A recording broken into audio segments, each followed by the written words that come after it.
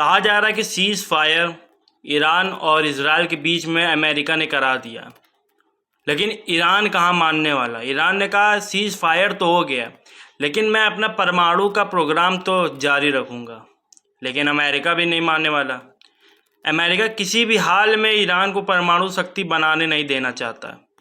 ये कोई आज का संघर्ष नहीं है, बल्कि दशकों पुराना रणनीतिक सोच का हिस्सा है। लेकिन सवाल ये है कि अमेरिका को आखिर इतनी चिंता क्यों है? क्या ये सिर्फ इजराइल की सुरक्षा से जुड़ा मामला है, या इसके पीछे और भी गहरी वजह छुपी हैं? क्योंकि अमेरिका ने फिर से ईरान को ये कह दिया कि अगर ईरान ने परमाणु प्रोग्राम वापस से चालू किया तो वह रुकेंगे नहीं, वह फिर से हमला करेंगे, अब की और ज़बरदस्त तरीके से हमला करेंगे। लेकिन ईरान ने भी कह दिया कि ऐसा कुछ नहीं होने वाला, हम तो अपना कार्यक्रम चालू रखेंगे, आप देखते क्या होता है। तो अब इसके बाद क्या आगे बात है, इसमें बात करते हैं। देखो, सबसे पहले ये जानना जरूरी है कि अमेरिका क्यों चाहता है ये। तो सबसे पहली वजह ये क्षेत्रीय स्थिरता। ईरान मध्य पूर्व में एक बेहद अहम खिलाड़ी है। अगर उसके पास परमाणु हथियार आ गए तो इससे पूरे क्षेत्र में एक हथियारों की दौड़ शुरू हो सकती है। सऊदी अरब, तुर्की जैसे देश खुद को असुरक्षित महसूस करेंगे और संभव है कि वो भी परमाणु हथियार हासिल करने की दौड़ में लग जाएंगे। इसका नतीजा होगा एक अत्यंत स्थिर और खतरनाक मध्य पूर्व। दूसरी सबसे बड़ी फिर इसमें चिंता क्या है? तो दूसरी सबसे बड़ी चिंता है इजराइल की सुरक्षा। इजराइल अमेरिका का सबसे करीबी और भरोसेमंद सहयोगी है, आज से नहीं बहुत समय से। लेकिन ईरान खुले तौर पर इजराइल के अस्तित्व को नकारता रहा है। अगर ईरान परमाणु हथियार बनाता है तो इजराइल सीधी तौर पर खतरे में आ जाएगा। इस संभावित टकराव से सिर्फ ये दो देश नहीं बल्कि पूरा क्षेत्र जल उठेगा। ये था हमारा दूसरा। तो तीसरा क्या कारण हो सकता है? आतंकवादी संगठनों तक तकनीक की पहुंचाव।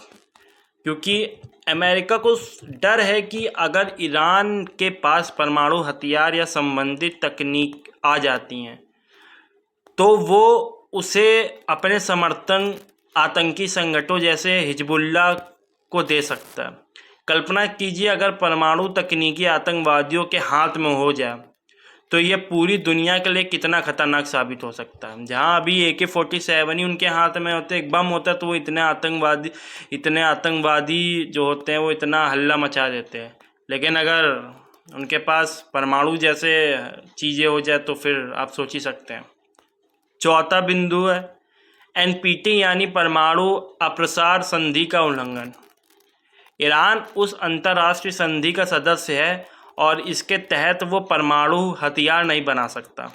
अमेरिका यही चाहता है कि ईरान इस नियम का पालन करे, लेकिन अगर ईरान गुपचुप तरीके से इस देश में बढ़ता है तो ये वैश्विक नियमों का सीधा उल्लंघन होगा और इसका असर बाकी देश पर भी पड़ेगा। पांचवा कारण क्या है? तो पांचवा कारण है ईरान के शासन की प्रकृति। अमेरिका और उसके सहयोगी ईरान के मौजूदा शासन को कट्टरपंथी और अनप्रेडिक्टेबल मानते हैं। उनका मानना है कि ये शासन न सिर्फ क्षेत्रीय प्रभुत्व चाहता है बल्कि अमेरिका और पश्चिमी दुनिया के हितों को खुली चुनौती भी देता है। ऐसे में अगर ये शासन परमाणु ताकत बनाता है तो उसके फैसले और नीयत पर भरोसा करना नामुमकिन हो जाएगा। और आखिरी लेकिन बेहद महत्वपूर्ण कारण है JCPOA यानी ईरान परमाणु समझौता। ओबामा प्रशासन के तहत ईरान और 6 बड़े देशों के बीच एक ऐतिहासिक समझौता हुआ था जिसका मकसद था ईरान के परमाणु कार्यक्रम पर लगाम लगाना। लेकिन ट्रंप ने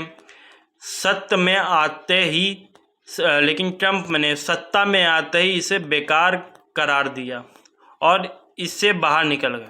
उनका तर्क था कि समझौता ईरान के अंत परमाणु हथियार हासिल करने से नहीं होगा, इसीलिए उन्होंने ईरान पर फिर से कड़े प्रतिबंध लगाए और सैन्य दबाव बढ़ाया भी। तो कुल मिलाकर देखें तो अमेरिका का लक्ष्य सिर्फ एक है, ईरान को किसी भी कीमत पर परमाणु हथियार हासिल करने से रोकना। और इसके लिए वो कूटनीतिक हो, आर्थिक प्रतिबंध हो या ज़रूरत पड़े तो सैन्य कार्रवाई, किसी भी रास्ते पर चलने को तैयार है। जो कि देखा जाए एक तरीके से सही, क्योंकि जो अगर उन्होंने आतंकवादियों को ये सब चीज़ें दे दी तो बहुत ज़्यादा दिक्कत हो सकती है, और ये रसिया के लिए भी दिक्कत, इजराइल के लिए तो बहुत ही बड़ी दिक्कत होगी। लेकिन सवाल अब ये है कि क्या इस टकराव का कोई शांतिपूर्ण समाधान भी है, या फिर कोई समाधान भी, या फिर दुनिया एक और बड़े युद्ध की ओर बढ़ रही है। क्या ट्रंप का रुख सिर्फ राजनीतिक था या रणनीतिक, और क्या आने वाले अमेरिकी राष्ट्रपति इस नीति को जारी रखेंगे, क्योंकि इनका तो समय जाने अगला मुश्किल ही है। इन सवालों के जवाब भविष्य में मिलेंगे, लेकिन फिलहाल इतना तय है कि ईरान की परमाणु महत्वाकांक्षा अमेरिका और उसके सहयोगियों के लिए एक गंभीर सिरदर्द बनी हुई है, और इसी टकराव में छुपा है आने वाला विश्व राजनीति का रुख। अब बाकी आपके ऊपर है, आपने जो समझा इस वीडियो को देख के।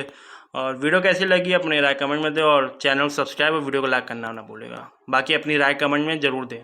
जय हिंद।